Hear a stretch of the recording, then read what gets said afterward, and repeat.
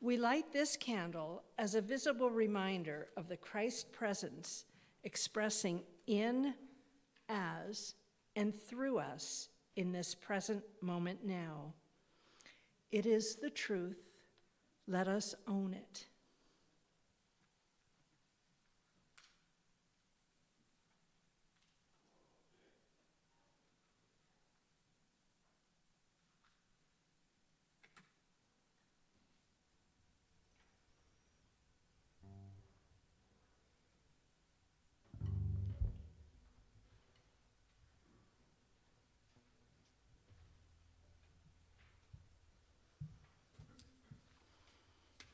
Please stand and join us for I'm Choosing Heaven Today.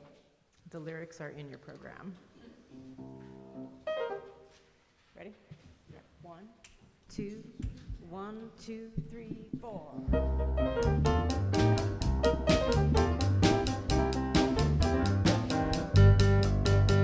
I'm choosing heaven today. I'm choosing heaven today. I am walking the road of heaven right now.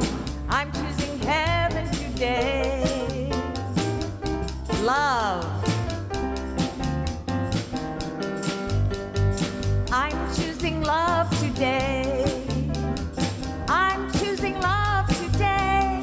I am walking the road of love right now, and I'm choosing love today. Let's take on some wonder. I'm choosing wonder today. I'm choosing wonder today. I am walking the road of wonder right now, singing I'm choosing wonder today. Feel that joy. I'm choosing joy today. I'm choosing joy today. I am walking the road of joy right now, singing I'm choosing joy today. Back to heaven. I'm choosing heaven today. I'm choosing heaven today. I am walking the road of heaven right now, singing I'm choosing heaven today. I am walking the road of heaven right now, singing I'm choosing heaven today.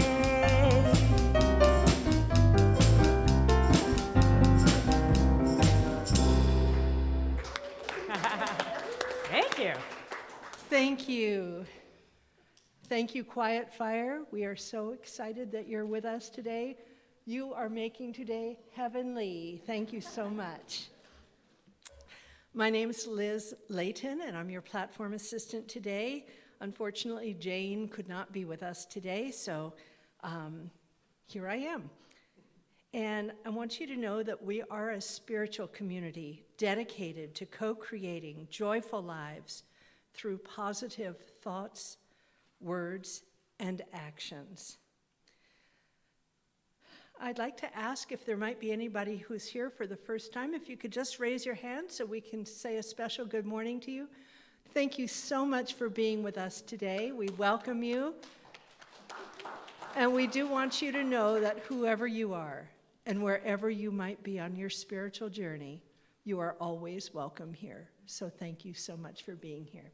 We look forward to meeting you. I have just a couple of announcements today. I want to remind you that unfortunately, due to the ongoing uptick in the virus, we are asking for no hugs, keeping our distance, and keeping it quick after service. Go home and stay safe, and know that we love you and we hug you in our virtual world. And oh, it's so nice. Thank you for that hug, Jason. I do want to remind you that next Sunday at 11:30, following the service, Malin will be putting on her vision board for 2022. Could you just stand up so people can see you, Malin? I know that you're very shy. There she is, and we ask that you bring any old magazines you've been wondering what to do with. We will supply your glue, your paper, your scissors, so you just need to bring some magazines. We will have some here, but that will start promptly at 11:30, so if you can't wait till around 1 o'clock to eat, please bring a quick snack to have on your own. So that will be a fun way of visioning our upcoming year. Janae, did you think of anything else? Good girl. Okay, she gave me all the announcements.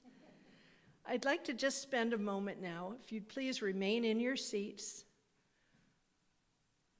Just turn to your neighbor and wish them very blessed good morning.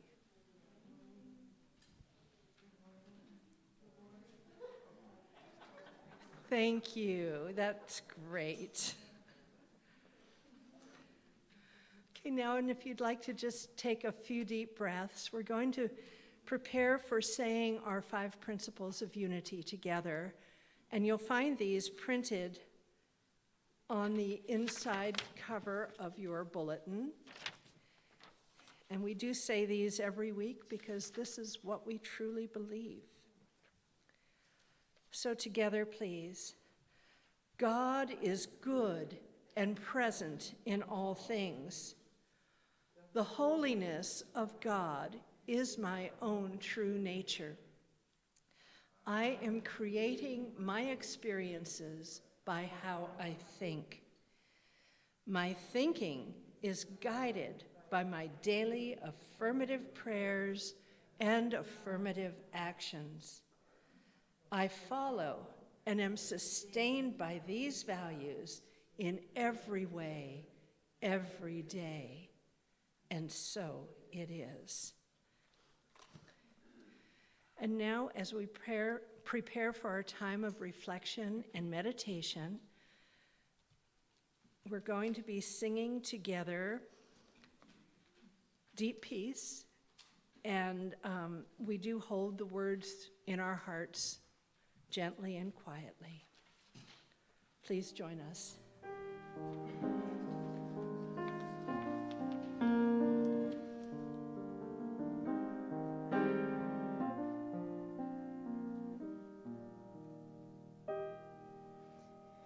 Deep peace of the running wave to you. Deep peace of the flowing air to you. Deep peace of the quiet earth to you. Deep peace of the shining stars to you. Deep peace of the gentle night to you. Moon and stars pour their healing light on you.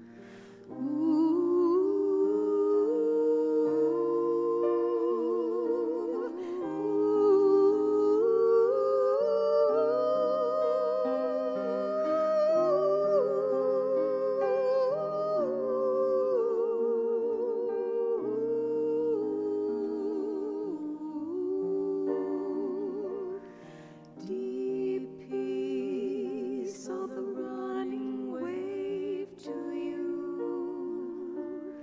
Deep peace of the flowing air to you.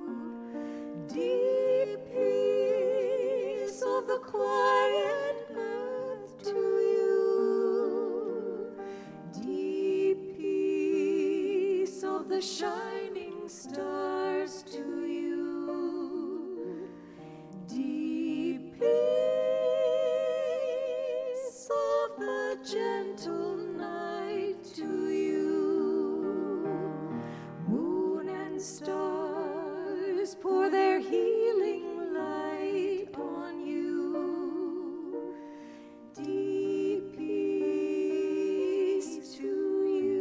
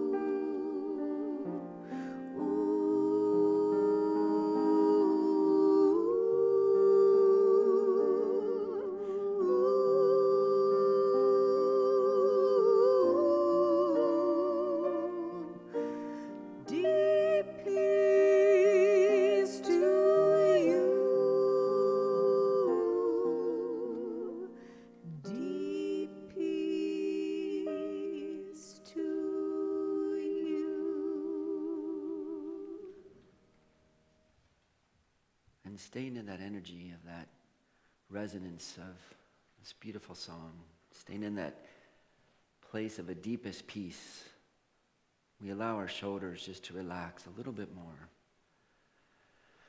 Our feet firmly on the ground, and a cleansing breath. And we sink a little bit deeper into that place of peace, and we imagine ourselves walking away from the energies of this morning and the things that may have happened this morning or this weekend so far. The news we've heard that we may have found disturbing or puzzling or challenging.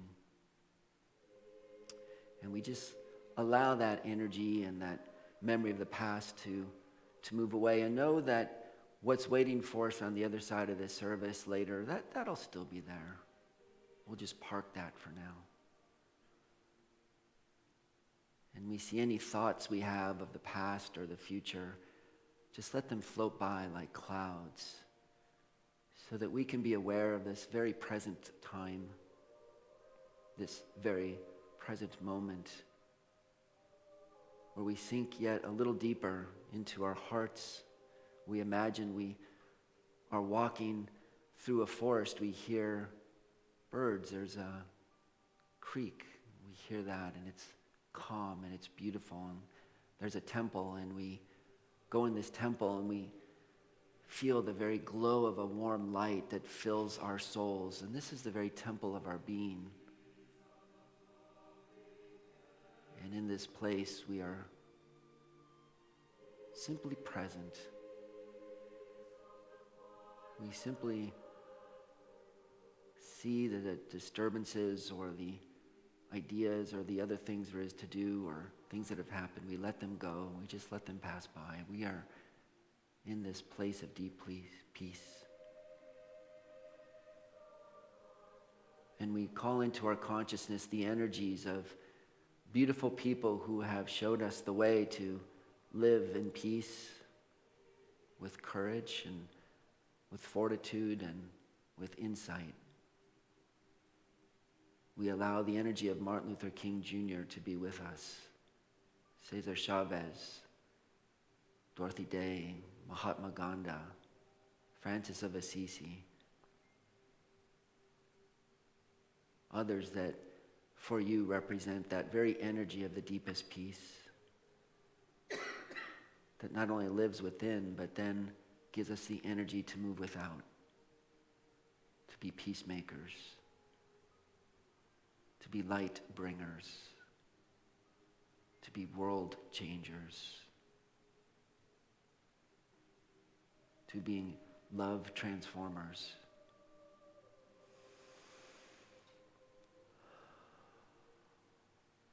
The very energies that were in them are in us.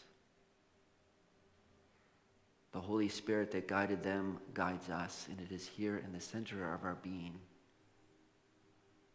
The very calling they had to transform the world is the calling we have to do what is ours to do. And all that beauty, all that courage, all that energy is here in the very center of our being. So let's just take a moment to sit with that energy in the silence.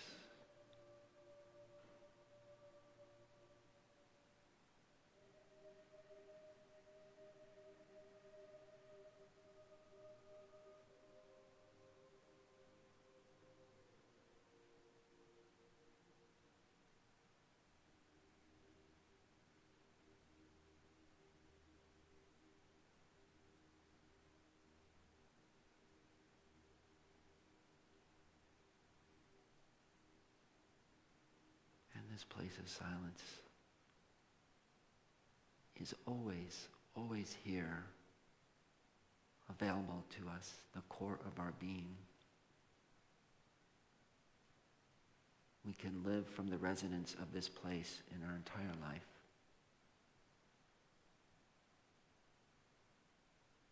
And so as we come back to the room, we bring this energy, this light bringer, this peacemaker, this courage presence back with us to the room. We come with hearts of gratitude, and we come with joy, and we come with a perspective and an open ear to say, what's mine to do? How is it my way to show up? Where is the joy that I experience and I bring to the world that so needs to hear this joy? With another deep breath, we wiggle our fingers, wiggle your toes, move your shoulders, and when you're ready, slowly open your eyes and come back to this sacred place.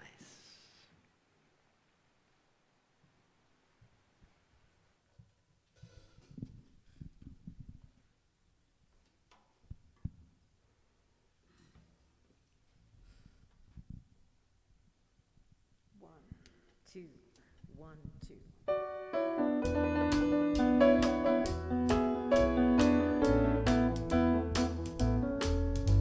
There's never enough space between us to keep us both honest and true. Tell me why it's so hard just to sit in the yard and stare at the sky so blue. I got a new way of walking, a new way of talking, folks, when I'm around you. And it gives me the blues when I got some good news and you're not there to bring it to, 'cause you got gold. Gold inside of you. It's about you, folks. 'Cause you got gold. Gold inside of you. And I got some gold inside me too.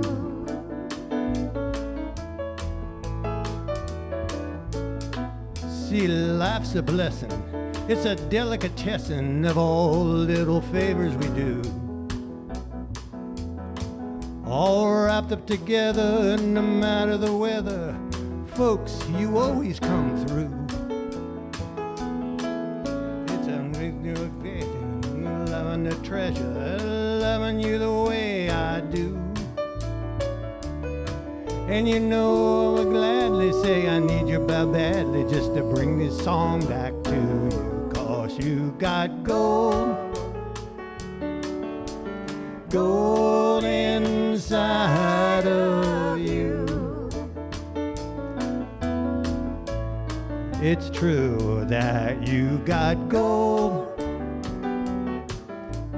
Gold inside of you. Well, I got some gold inside me too. All right, Diane, how about you play a little gold here?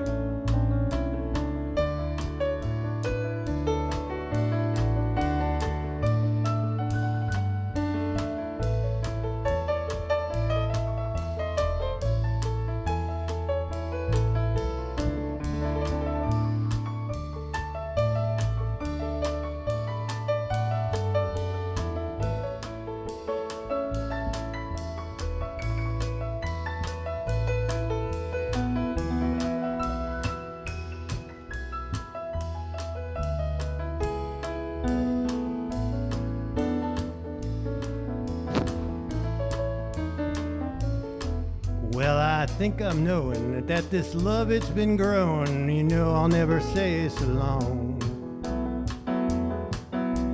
Comes with an ocean of mixed up emotions. I'll have to work it out in this song. But we're living a life and we know what we got. We love our lives, we do. And if you'll share your love, I'll let it shine up above and light my way back home to you. 'Cause you got gold. Gold inside of you. yes you do. 'Cause you got gold, gold inside of you. And I got some gold inside me too.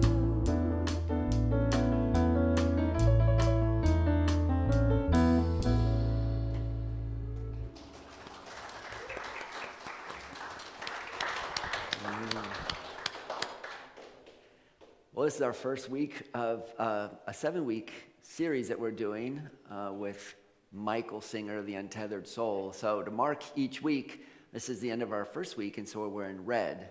So lots of energy, lots of red energy. Next week will be orange.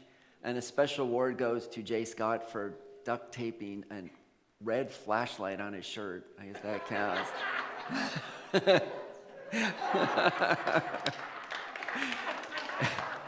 An honorable mention to Russ, who at least brought a red can of soup he's walking around with, or tomatoes. But you guys look great. Lots of energy.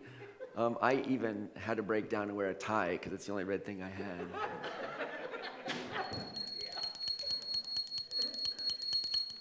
What's that? This, in our family, is called the Ahimsa Bell. How many of you know the word ahimsa? Yeah, a few, okay. Ahimsa is a word meaning do no violence and do no harm to another. And we got this from Mahatma Gandhi, who talked about this whole movement they had in India, this peace and nonviolence movement that was based on this concept of ahimsa. So I think this was Diane's idea, but we got this little bell, and it was a magnet. We put it on the refrigerator. And whenever the kids would get into some kind of, tussle or fight, we go, wait, think about what you're doing. And one of them would go, well, they pushed me, and I was going to hit them back, but I didn't because I knew that wouldn't be the wrong thing to do. We'd run over, we'd ring the Ahimsa bell, and then we'd all start, dancing around, Ahimsa, Ahimsa, And then they got to the point, as the kids got older, that we'd be walking around the house, and we would hear it. And we would run in and go, what happened? And one of them would go, well, they were really being mean, and I wanted to smack them, but I didn't. So I went over and I rang the Ahimsa bell instead. How many think they should have an Ahimsa bell in their house? Yay! So we're going to ring that Ahimsa bell. Gandhi had this other idea. His group, they called if I'm pronouncing this right, Satyagraha. That's how it looks. I think that's how you pronounce it, Satyagraha. And it meant this community of people who were willing to act non-violently, but to act. And this powerful group that said, we will stand up against any apparent wrongdoing, any injustice, any oppression, any movement against what's good for the whole revolutionary sense of the human person, for their transformation and their good. And we will stand up and we will deal with it head on, straightforward. We will stand as united front. This is the Satyagraha, but always, always, always with the posture of ahimsa. We're not going to do you harm, but we're going to stand here and make sure the best we can that harm doesn't come to us. And to not only transform us, but to transform you as well. So that this movement towards a greater awareness and a greater awakening of cohesion in society, and a society based on love and caring and working together, this Satyagraha movement. And you might guess who went over and studied a little bit with the movement that Gandhi had was Martin Luther King Jr. So he knew these principles of Satyagraha, this movement, and brought it to the United States during the Civil Rights days in the 60s. But I want to tell you a totally different story that sets the stage for what I want to talk a little bit about Martin Luther King Jr., whose our national holiday is on Monday. And this is a story that actually comes from medieval times, from a guy, Francis of Assisi. And it's written by the Little Flowers of St. Francis is the name of the book, is where we first heard this story. And it turns out that one day Francis and a bunch of the followers, they're walking along and they come to this little town called Gubbio. And when they get to Gubbio, they hear this strange thing going on, that all the people were walking around armed, and they were walking around in groups of people because they were so frightened, because there was this wild, ferocious wolf that was terrorizing the community. And first it started eating sheep and animals and livestock, and now it was even threatening the people. Some people had gotten hurt by this vicious wolf. And they said, Francis, everywhere we go, we walk around armed because we're ready to kill this wolf. It'll run right into town, it'll get animals, and we're just so afraid of it, and we're going to fight it, and we're going to go find it and kill it. And Francis says, whoa. Let me go talk to the wolf. And they're like, dude, you're crazy. You can't go talk to this wolf. They'll eat you. And he goes, just let me take care of this. So Francis walks out into the wilderness where he hears the wolf den is. And the townspeople are all looking over the city wall, right? And his followers walk only so far. And then Francis walks on alone. And he walks up right to where the den of this wolf is. And he stands there, and all of a sudden, out comes the wolf. And he just comes roaring at Francis. And he makes a sign of peace. And he says, brother wolf, stop. And the wolf just stops. And he goes, wolf, what are you doing? You're like terrorizing these people. You're eating all their sheep and their animals, and you're even scaring them because of their family. You're going to attack their children. And so the wolf looks at him, and he kind of gets all coy, and he's like, well, and then what Francis realizes is that this wolf is like starving.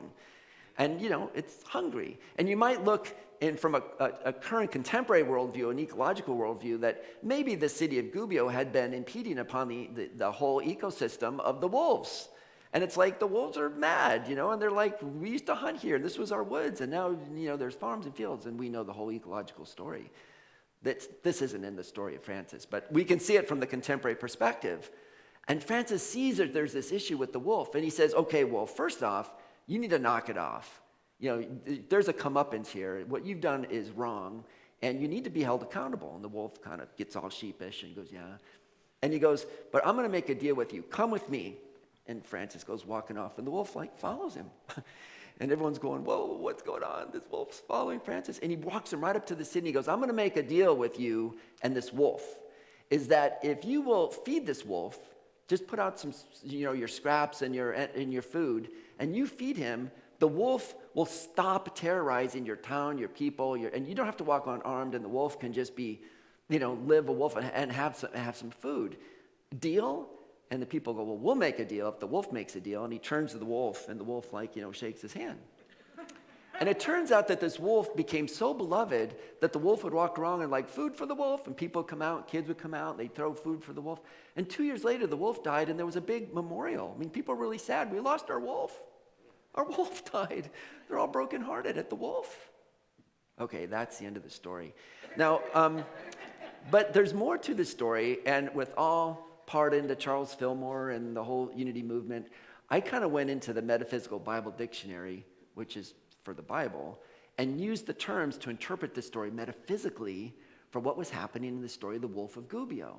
And a wolf means, metaphysically, ferocious thoughts, ferocious thinking, and thoughts of violence, and thoughts of destruction, and thoughts of, being attacking, and thoughts of just ferociousness.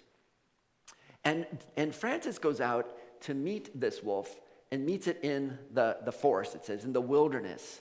And what we know about wilderness is oftentimes that's an image that means just so many thoughts. It's like this soup and this jumble, and it's just this cacophony of I'm thinking about this, and I'm thinking about that, and what about this, and what about that, and what's going to happen, and what did happen, and I should be afraid, and I should be ashamed, and blah, blah, blah.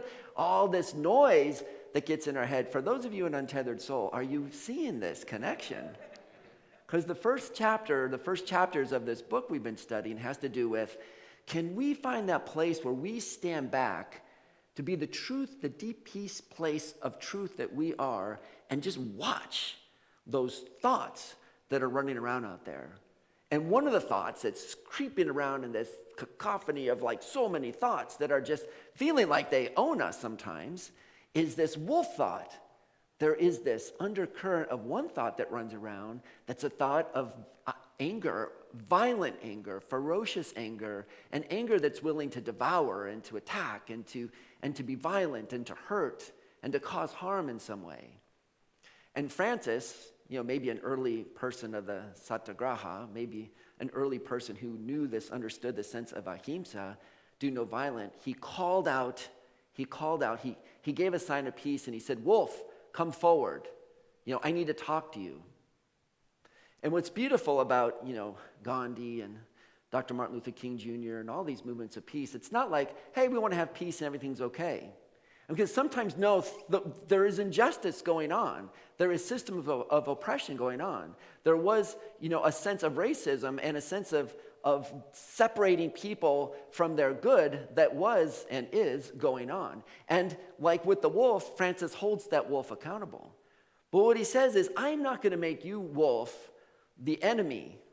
I'm going to befriend you in some way to find a way to convert that energy into something that's useful and something that's good and something that can be collaborative.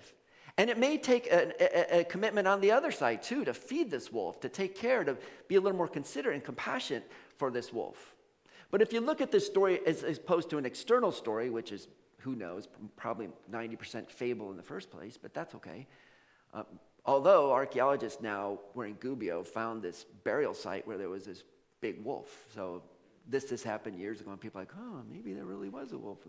Who knows? It's a beautiful fable, though, for the purposes of our story. And we see that there's this sense in all of us, there's a wolf of Gubbio.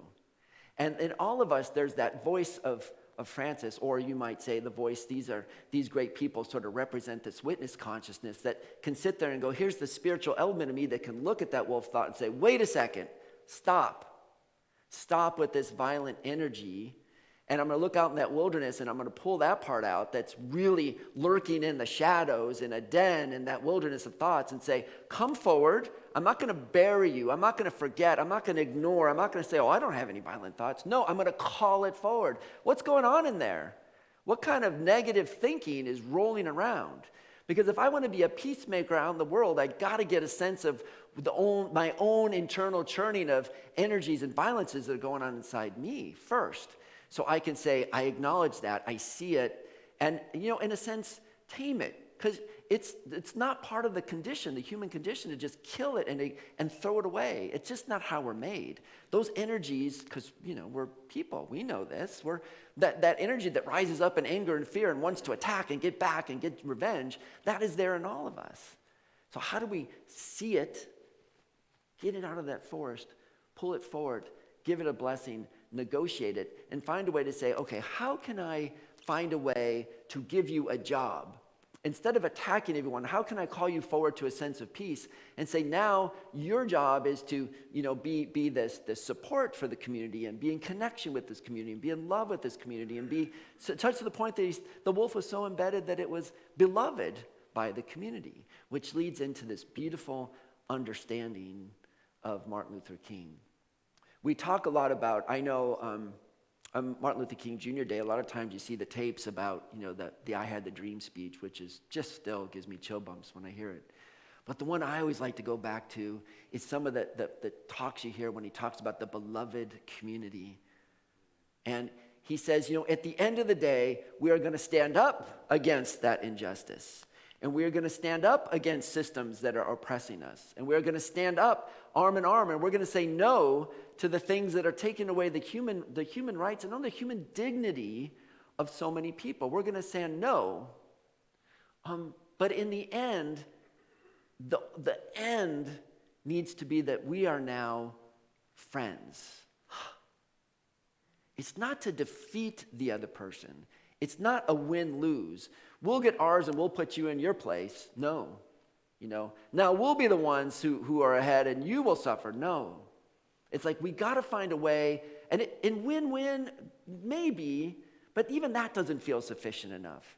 Because it's not just about win-win, it's about I love you and you love me, and we're going to go forward together in this beloved community, in this sacred community, so that we, on the other side, we can move together. And I would say, and I'm part of our culture, we're all part of the American culture, I see a lot of stuff on the news or in the media and social media that is not trying to say, let's get together. It's trying to say, I want to win, and you're wrong, and we're going to just sort of destroy you or beat you. Or it's like the citizens walking around against the wolf. This anger is trying to attack and all this stuff, as opposed to going, yes, we're going to stand up and be honest about conflict. Yes, we're going to stand up and be honest about difficulties. Yes, we're going to have honest conversations about when we see injustice, we're going to name it, and we're going to talk about it, and we're going to throw that out to the light. It is a fair thing to talk about how we need to move forward as a society. But in the end, what I want is that we're friends, that we're in this beloved community. The end result is we don't hate each other anymore. That we somehow find a way to not only cooperate, but to be in relationship that's healthy and that's transformative and can move us all forward. Big ask.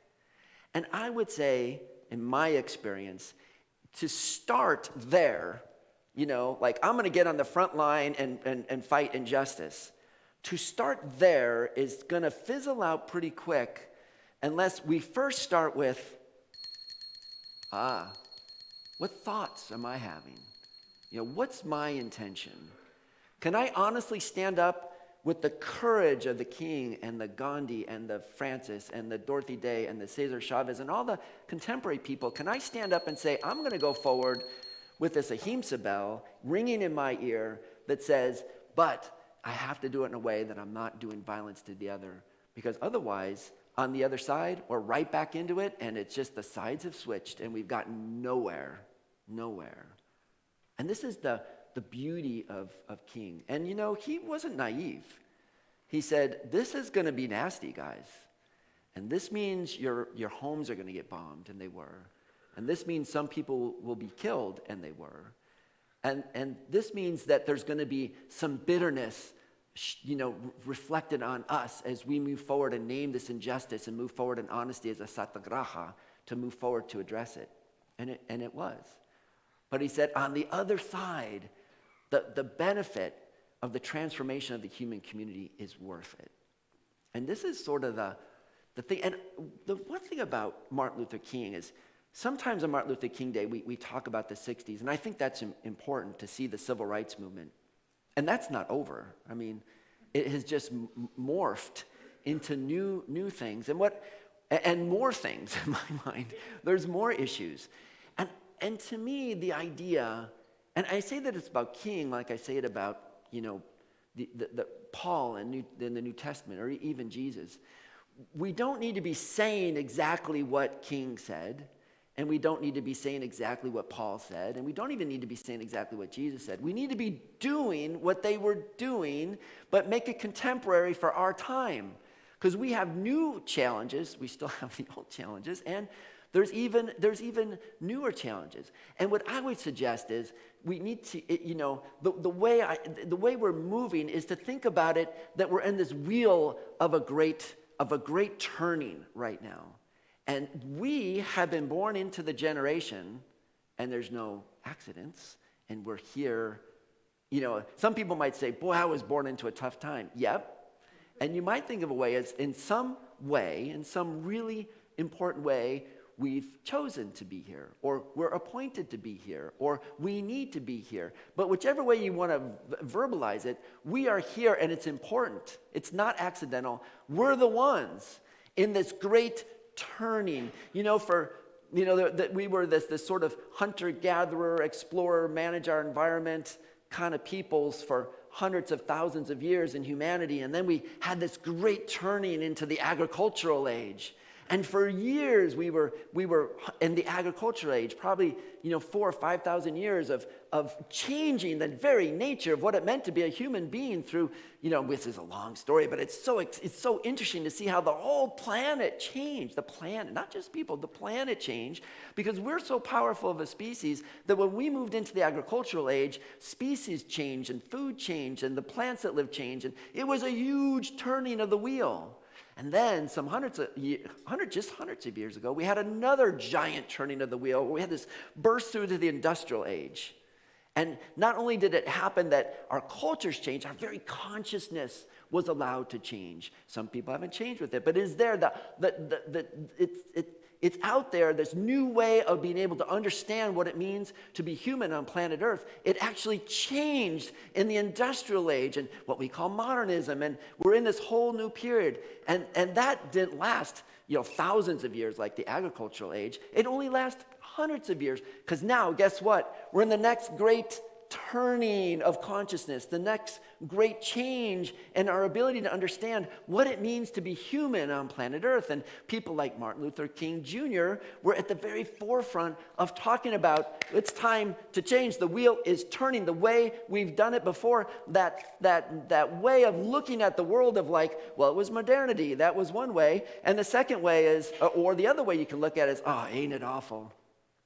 That's way. Number one way is we should stay in modernity. The way things were working were just fine. Why do people complain? My 401k is doing great. Sorry about you. And and then people go, racism. What? I don't see. Where's that racism? Show it to me. I want to go find it. I'll address it. It's like, no, it's like when a fish is swimming in the water. Where is it? Where is it? It's the water, man. We're in it. And especially for people who have privilege, especially for people for whom the system is working really well, it's hard to see it. Just like the fish doesn't see water. We don't see it because, it's working for us. I'll say that for me. It seems to have worked for me very well by, who I am, by how, being white and being a male and, but you're for a lot of other people, it's not working so well. So it's like getting out of that and taking the blinders off and seeing that there's this way of being able to see the world if we just can open our eyes and see it, if our consciousness can expand and understand new ways. It's this great turning and we're in it. And we're in it. So if we want to celebrate Martin Luther King, we could be involved with civil rights like he was. That's good.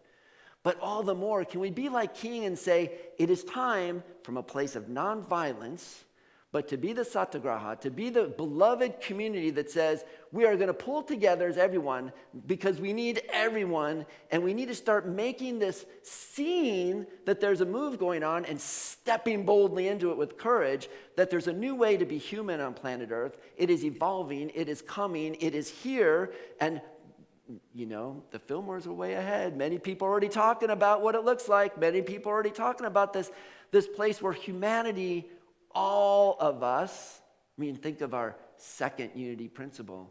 There's only one God, and it's omnipotent. And the second one is, and everybody has that essence of the divine and the God in them. We can be that and say everybody is included in this next turning of the wheel. And that's not what happened in the past.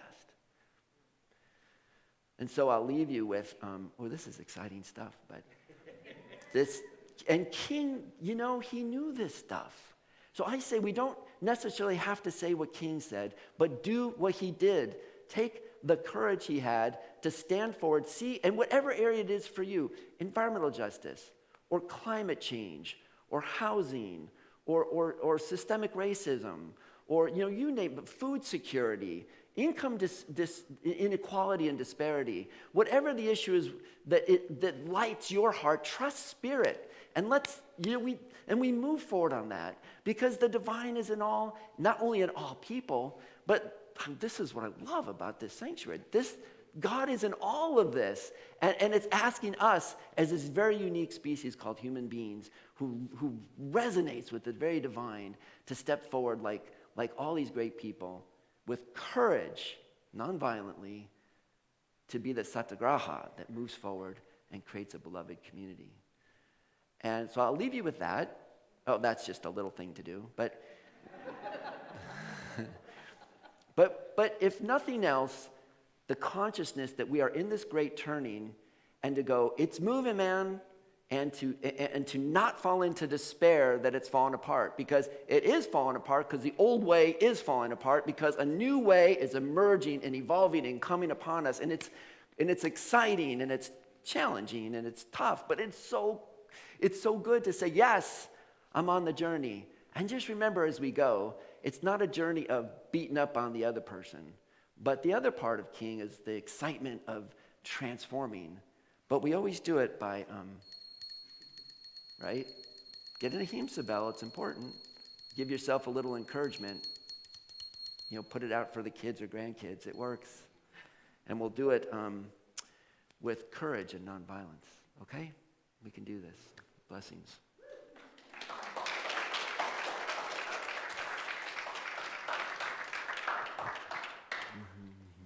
Thank you so much, Frank. That was inspiring.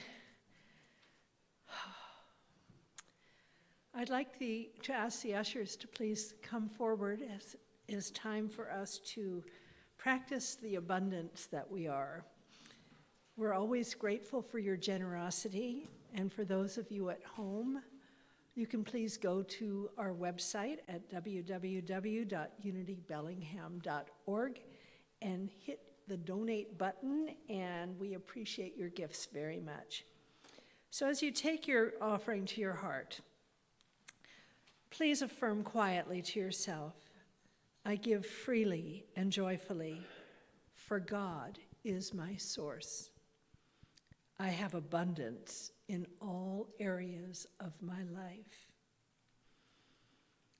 And let's say together our offertory blessing. Together, divine love through me blesses and multiplies all that I have, all that I give, and all that I receive. So it is. 1, 2, 1, 2, 3, 4.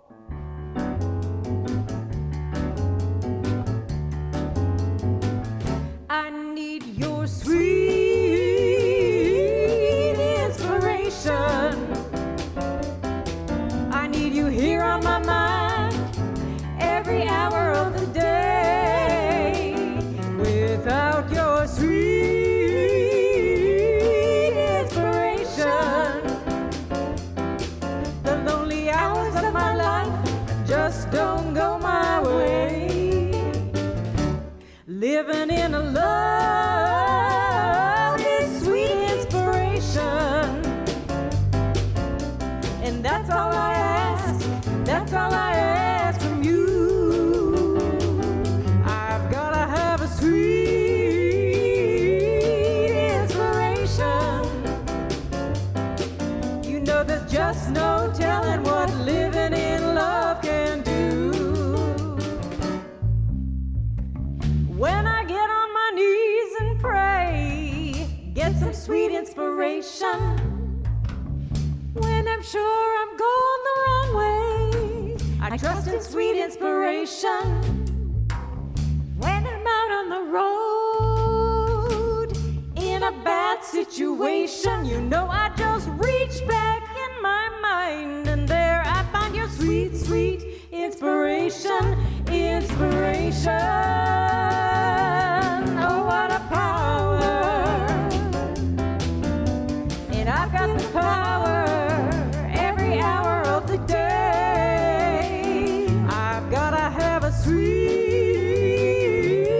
inspiration to go on living, to keep on giving this way.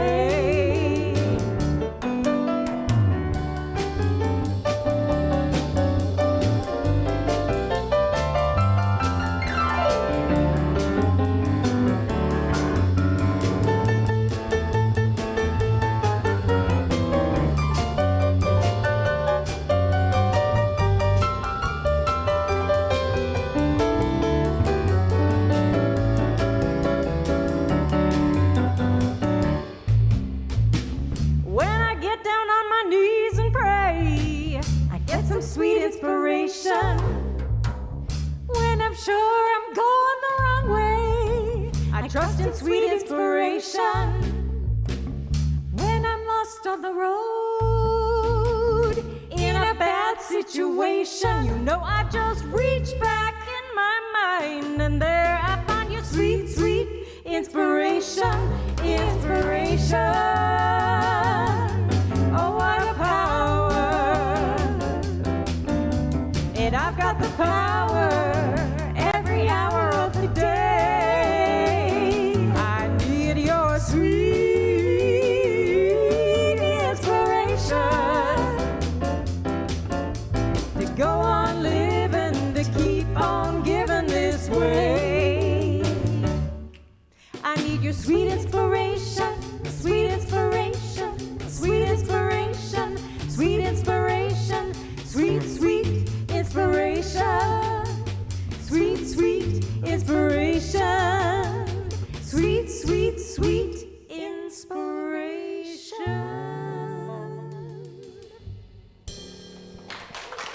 Thank you.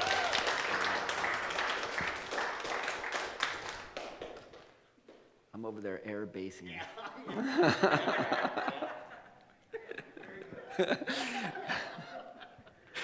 And so we bless these gifts with gratitude, and we know they are here to support the ministries of Unity of Bellingham, of our work in the city and Unity worldwide. So thank you, God.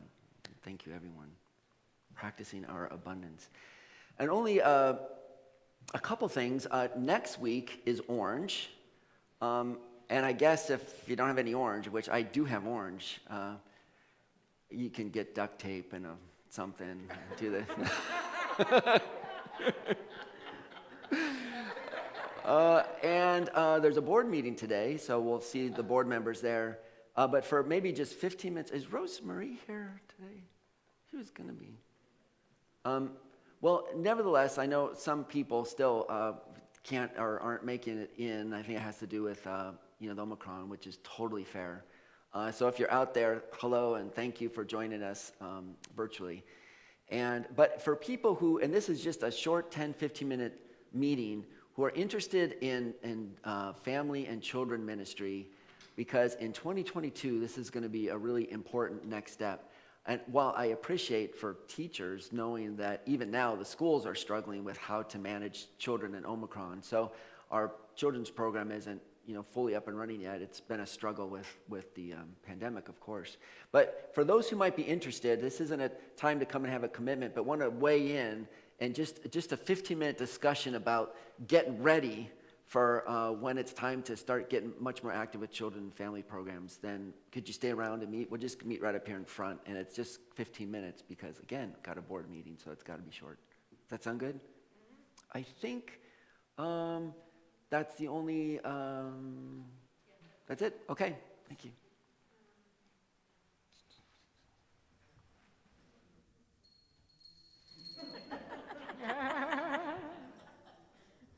Do you want to tell them what we're doing? Or no? Oh, is this? Yes, we have one more song for you, or with you. Please stand and join us for We Let It Be. 1, 2, 1, 2, 3, 4.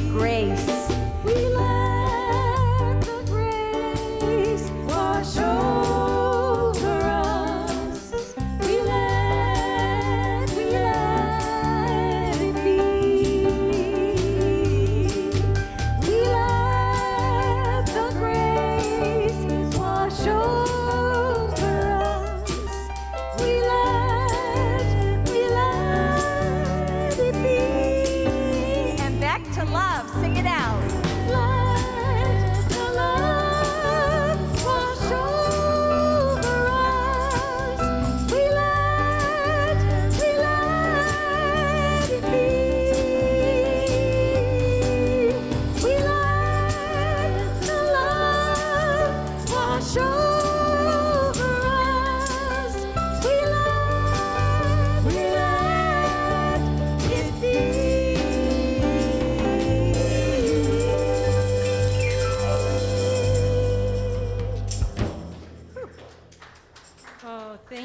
so much.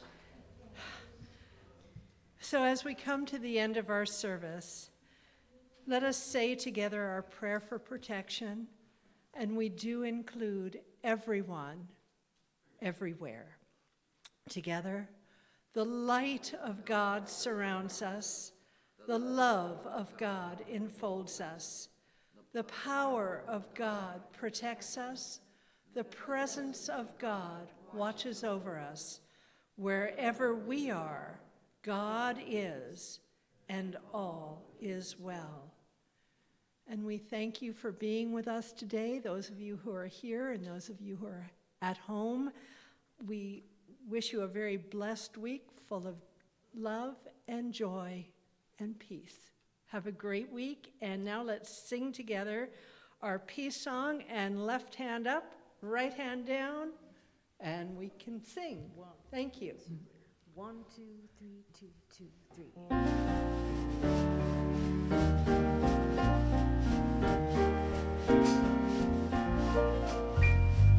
Let there be peace on earth, and let it begin with me. Let there be peace on earth, the peace that was meant to be, with God as creator, family all are we.